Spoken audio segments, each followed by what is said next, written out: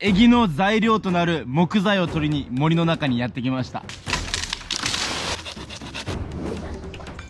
わあ、今回エギの材料に使う木の名前はハスの葉切りっていう材の特徴としては軽いことです。加工もしやすいし、エギって軽い材料で作られてるのがほとんどなので、今回はハスの葉切りっていう木を使ってエギを作っていきます。この木なんだけど、葉っぱが少し丸くて大葉木っていう植物に似てるの。大葉木は大きい葉っぱの木って言われてて、この葉っぱがあと一回り二回り大きくなってるのが大葉木。それに似た小ぶりでギュッて葉っぱがなってるのがハスの葉切りっていう植物です。あはは、木の上に登って取るぞ。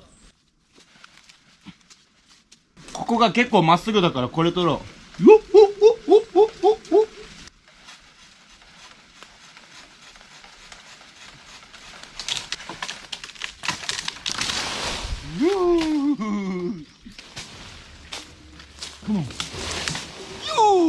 これがハスの葉切り。近くで見たらわかんじゃない？こういう形の葉っぱ、大葉木に似てる。この若い部分はこういう風に茎が緑色になってるわけよ。これをうまくいくとは思ってないので、何個もできるようにストックを確保します。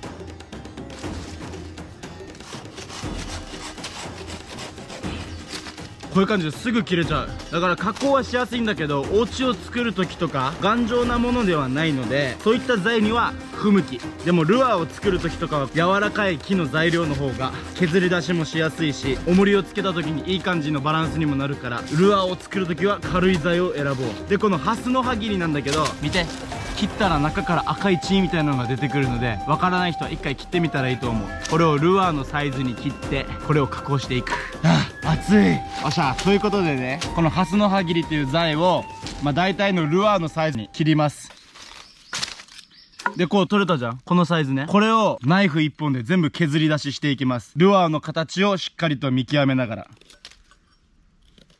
ほら、もうこんなして簡単に切れる。これぐらい材は柔らかくて上等です。加工しやすい。このルアーってさ、前から見た時に歪みがなくなるようにすることが結構大事なことでもあると思うから、その上になる部分は僕はあまり削らないようにしてます。横から削っていく。そしたら上の面と下の面がわかる。でこういう風に削っていくとこういう風な形になってきます。もうルアーっぽくなってきたでしょ。でこれをこう削っていく。次はどんどん。でこのルアーの詳しい作り方はあと1個のキジ動物園のチャンネルで配信するので、ぜひそれを見てください。ということで完成したエギがこちら、ハスの葉切りから切り出して作った生地のエギでございます。でイカが抱きついてかかるこの針と重りで、ビーズで見立てた目と、これを釘で打ってます。すごいでしょ。こういう風に軽い材を削り出すとこういう風にルアーができる。でわざと表面炙ってるんだけど、これは海の中入った時にこの炭に光が当たるとキラキラするわけで、それで魚をおびき寄せるっていう作戦でございます。一回海に行って試してみたいと思います。うまくいかなかったらまたこれいっぱい取ってるから、どんどん改良しながらイカを釣れるように頑張ります。それではレッツゴー。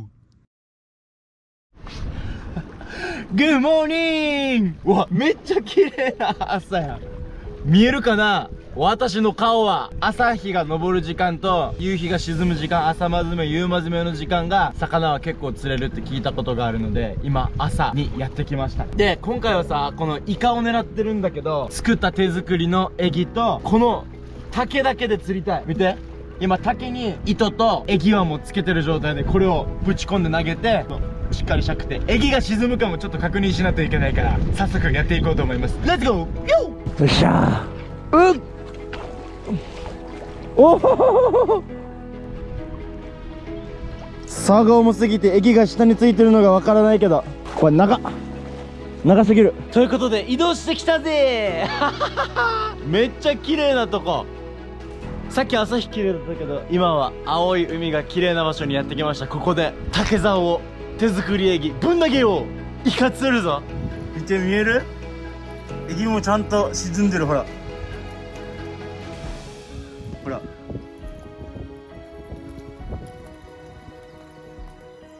おー、ちゃんとエギになってるよ。ウフフー。しゃってるわ。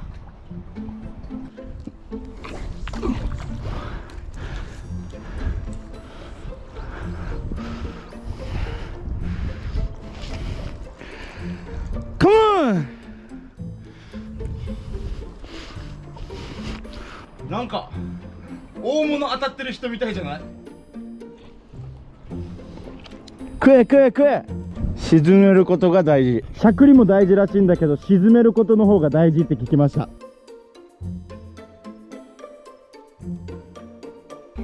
3、2、1、ゴー。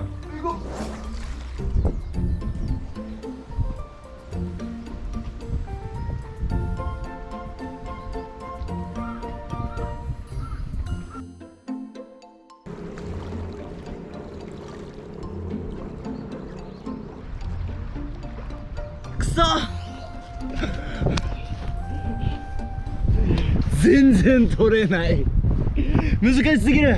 作ったエギはいい感じに動いてると思うんだけど、竹竿をこの動かすのが難しい。あとイカがいるのかどうかわかんない。そもそも釣りをあんまできないのもあるんだけど、いやーでもこれは一つの夢なので絶対叶えたいと思います。でも少し作戦を練らないといけないから少し考える。でももうイカが食べたいので今日は夜の海に潜ってイカ探しに行く。絶対イカ捕まえて食べてやります。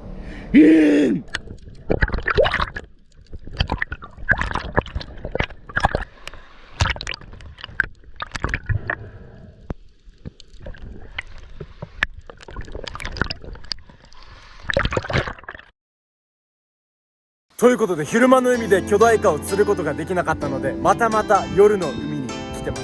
今から潜っていくんだけど、巨大イカいたらいいな。大きなアオリイカかコブシメ、クブジミ、どっちか釣りたいなと思います。それでは潜っていきます。レッツゴー。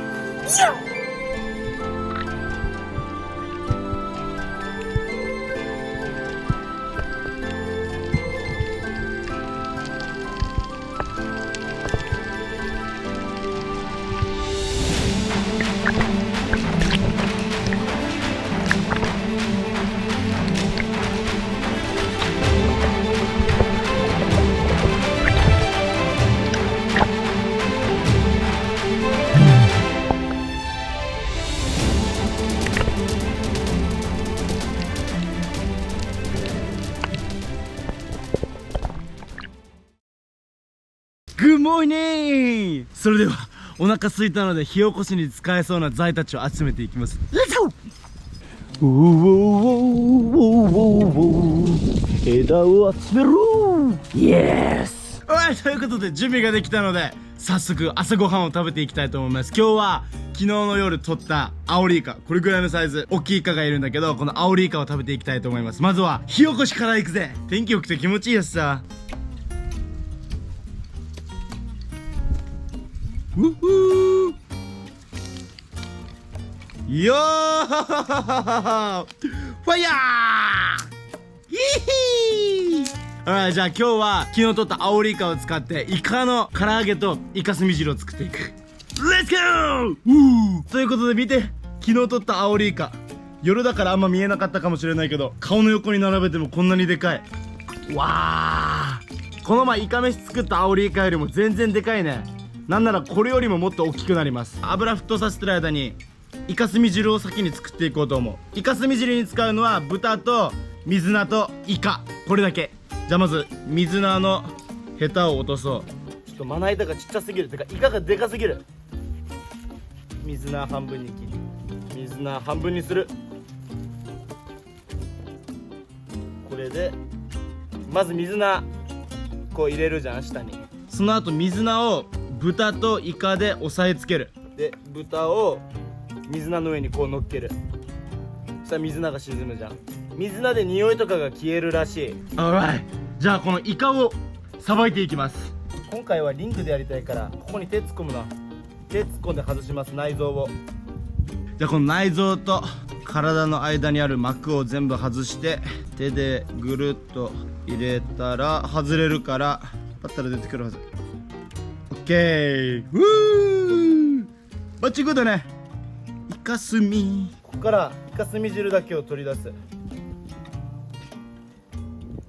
オッケー。これがイカスミ汁。めっちゃちっちゃいでしょ。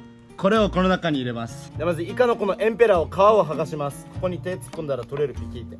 エンペラをまず外す。エンペラと皮を外す。エンペラもこれ刺身とかで食べてもめっちゃ美味しいからさ、みんなも捨てずに食べてください。じゃあ唐揚げにする部分切っていくよ。唐揚げこの先端から。そのまま。めっちゃうまそうやない輪切り。嬉しい。イカがこんなに食べれるなんて幸せです。オッケー。これがじゃあイカの唐揚げ用。あとは食べやすいサイズぐらいに、サイコロステーキぐらい、サイコロステーキぐらいに切って汁に入れていくよ。うわ、めちゃんこうまそう。あ、うわーい。オッケー。じゃあ準備が整ったので、まずはこれ火かけていきます。もうこれはもう一煮立ちさせたら完成。その間にこの塩コショウで味付けしたこのイカリングを揚げていこう。絶対うめえぞこれ。片栗粉つけたらいくぞ。わーわーめっちゃいい音鳴ってる。うまそう。これで今昨日の夜取ったイカを唐揚げにしてます。このバナナの葉っぱに乗っけたいんだけど、これに乗るかな。めっちゃ美味しそう。味付けはシンプルに塩コショウとレモンをかけて食べるだけ。このバナナの葉っぱの上に乗せて、これが私たちのお皿だ。うほー。ニンニク余ってたから素揚げしよう。レッツゴー。イカもひっくり返そう。ニンニク素揚げもいい感じじゃないか。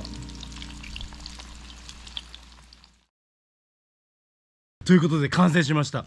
生地特製イカの唐揚げ、ニンニク素揚げとイカスミ汁でございます。イカスミ汁を注ごう。ここで注ぐか。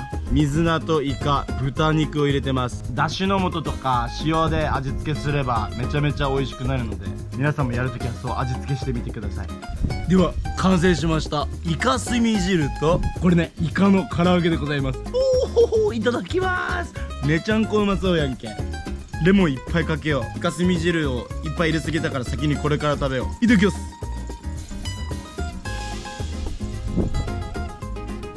うわ、柔らけうめえ。見て、真っ黒。完璧。完璧、うまい。あー、うわ、これ最高。みんなに食べさせたい。このイカスミのこの香りと出汁が出てて美味しい。あと水菜も料理の味をめちゃめちゃ出してて美味しいわ。素材の味がいける。沖縄では結構イカスミ汁食べるんだけどさ、イカスミそば、イカスミそば、イカスミスパゲッティかもう見たことあるけど、イカスミ汁が一番美味しい。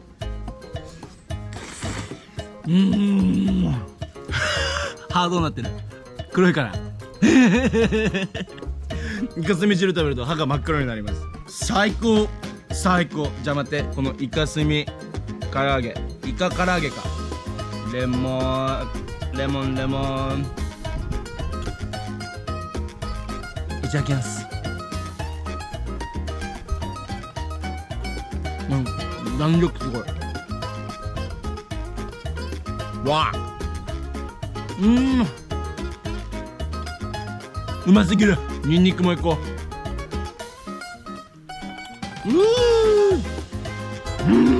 この朝飯最高すぎる。毎日食いたいわ。真っ黒の見た目から想像できないぐらいの旨味があって美味しい。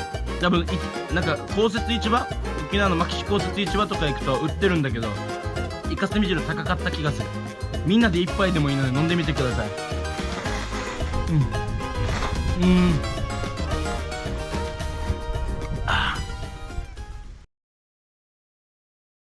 ということで、皆さんのおかげで頑張ることができてます。またこの今日の動画がいいなと思ったらチャンネル登録、高評価、シェアだったりしてくれると嬉しいです。また次の動画で会いましょう。バイバイ。